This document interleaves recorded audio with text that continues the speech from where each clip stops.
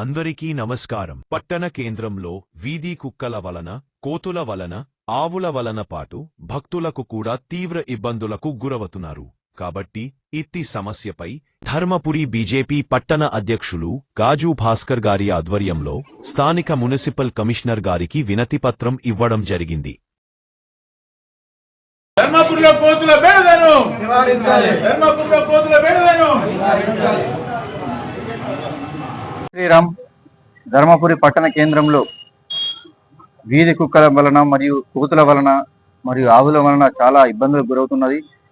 ఈ వీధి కుక్కలు పూర్తిగా గుంపులుగా చిన్న పిల్లల నుంచి పండు ముసలి వాళ్ళకు కూడా బయటకు వస్తామంటే ఎక్కడా దాడి చేస్తామని భయాందోళనతో గురవుతున్నారు. కాబట్టి దయచేసి ఈ ప్రభుత్వం ఏదైతే ఉందో ఈ కుక్కలను, వీధి కుక్కలను, కోతులను, ఆవులను వెంటనే దానికి సంబంధించిన సురక్షిత ప్రాంతాలకు తరలించి పట్టణ ప్రజలకు ఇబ్బంది కాకుండా చూడాలని కోరుతా ఉన్నాము. అలాగే ఈ మీడియా ద్వారా మరి మన మంత్రివర్యులు, పెద్దలు మంత్రివర్యులు, ఎమ్మెల్యే గారికి మా వినతి చేస్తున్నాం. ధర్మపురి మీరు ఒక ప్రాతినిధ్యం వహిస్తున్న క్షేత్రంలో ఈ కుక్కల వలన, కోతుల వలన చాలా ఇబ్బందులకు గురవుతుంది. కాబట్టి వీటిని వెంటనే తగిన పరిష్కారం చూపి పట్టణ ప్రజలకు ఎలాంటి హాని కలగకుండా చేయాలని మా భారతీయ జనతా పార్టీ డిమాండ్ చేస్తా ఉన్నది. భారత్ మాతాకి జై. క్షేత్రం టెంపుల్ సిటీగా చెప్తున్నటువంటి ఈ క్షేత్రానికి చాలా మంది భక్తులు ధర్మపురికి వస్తూ ఉంటారు. కానీ ధర్మపురికి వచ్చే భక్తులకి రక్షణకరమైనటువంటి పరిస్థితి ఈరోజు ధర్మపురిలో ఉన్నది.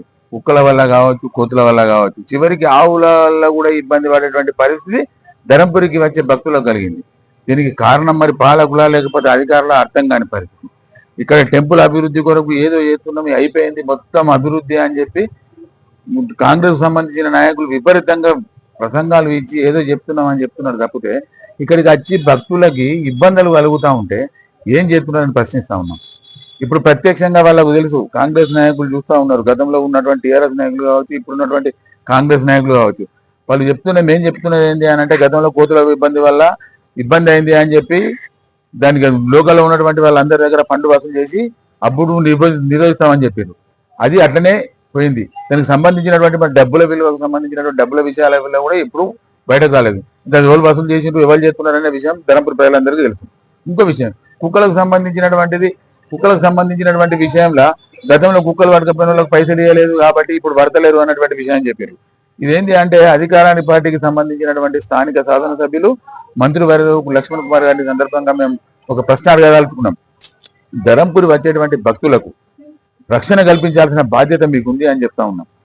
ఇక్కడ వచ్చేటువంటి భక్తులు ఒకవేళ ఇక్కడ కుక్కల వలన, కోతుల వలన ఇబ్బంది అయితే అక్కడికి పోయి అలాగే చెప్పడం వల్ల అక్కడ భక్తులు రానటువంటి పరిస్థితి. రాబోయే పుష్కరాలను దృష్టిలో పెట్టుకొని అభివృద్ధి చేసుకున్నాం అంటున్నారు కదా, కోతుల బెడద నివారించాలని చెప్పి సందర్భంగా తెలియజేస్తున్నాం. కోతులది, కుక్కలది, ఆవులకు సంబంధించిన బెడద నివారించాలని చెప్తా ఉన్నాం. భారత్ మాతాకి జై.